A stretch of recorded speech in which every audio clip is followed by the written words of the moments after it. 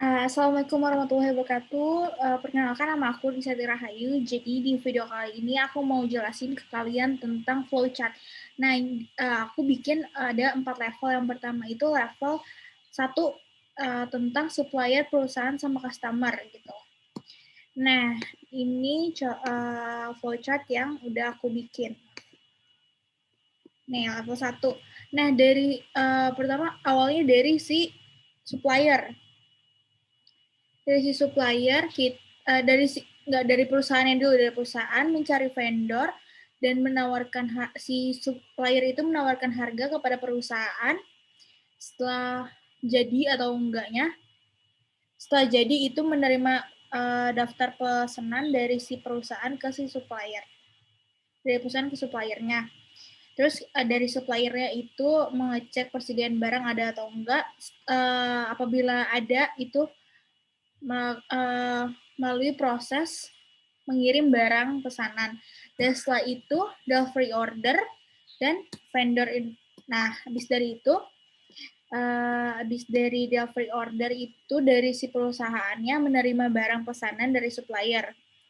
Nah, setelah si perusahaan udah nerima barang dari si supplier itu ada namanya vendor invoice gitu. Nah, dari vendor invoice ini si perusahaan itu melakukan pembayaran ke vendor. Dan setelah membayar, nah si suppliernya itu menerima pembayaran dari si perusahaan. Nah, setelah menerima barang ini nih, si perusahaan mendapatkan barang dari si supplier itu, maka dia bisa menjualnya ke customer. Nah, habis dari itu, dia bisa menjual kan.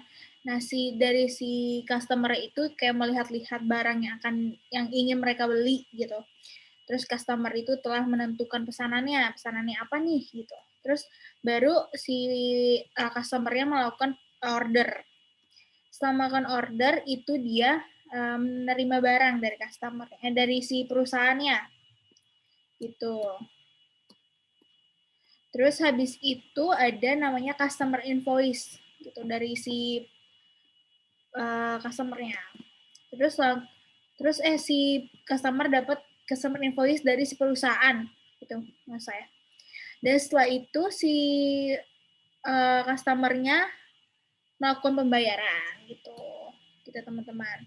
Nah, itu selesai yang SPC-nya. Yang level 2 itu ada sales, purchase, accounting, sama HRD.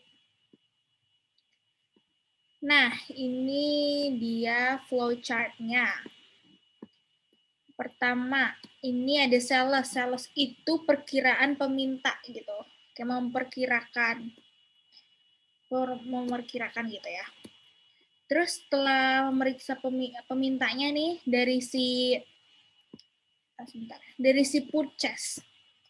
Nah, dari purchase itu melakukan permintaan pembelian. Terus abis itu dia menerima permintaan pembeliannya, terus mencari stok nih barangnya ada atau enggak nih customer. Terus setelah itu menyerahkan daftar barang permintaan dan daftar harga ke si customer-nya. Setelah itu dari salesnya itu pemesanan. Nah, setelah itu dari sales mengirim pesanan, terus ada namanya faktur pelanggan. Nah, habis itu dari faktur pelanggan, itu dari si akunting itu menerima pembayaran dari pelanggan. Habis itu akuntansi biaya. Setelah itu namanya setelah itu ada laporan keuangan dari si akunting, terus ada pembukuan, habis itu dia melapor, terus ada finance, accounting, dan manajemen. Setelah itu dari HRD. Dari HRD itu tugasnya itu menghitung jumlah hadir karyawan, menghitung jumlah tunjangan karyawan, menghitung pajak PPh 21, terus membuat spill gaji, buat slip gaji, sama pengecekan ulang gitu. Nah, habis pengecekan ulang nih baru dari si HRD itu balik lagi ke accounting gitu, teman-teman. Nah, itu level 2. Sekarang kita langsung ke level 3. Level 3 itu ada detail masing-masing modul bisnis proses gitu. Nah, ini level 3-nya, contoh flowchart-nya aku bikin. Yang pertama itu membuat daftar pesanan, teman-teman. Terus habis itu dia melakukan pemesanan kepada supplier, terus melakukan pemesanan barang dari supplier, dan terakhir itu membayar tagihan pemesan atau penerimaan pemesanan barang dari supplier gitu. Jadi dari perusahaan ke si supplier itu. Nah, ini nomor 4 itu menu Odo, teman-teman. Odo, terus kita ke menu utama, terus baru kita ke sub menu gitu. Nah, di sini tuh ada di Odo itu ada 5 submenu. Yang pertama itu CRM. Nah, CRM, yang kedua sales, ketiga purchase, keempat inventory, yang kelima accounting. Nah, dari CRM ini ada sales, ada lead, menunya ya. Ada sales, ada lead, ada reporting, ada configuration. Nah, kalau dari si sales ini ada order, kayak customer order gitu. Terus customer tuh ada di sini juga. Terus ada to invoice, terus product, reporting, sama configuration, sama. Nah, di purchase itu ada order lagi, ada produk, ada reporting, ada configuration lagi.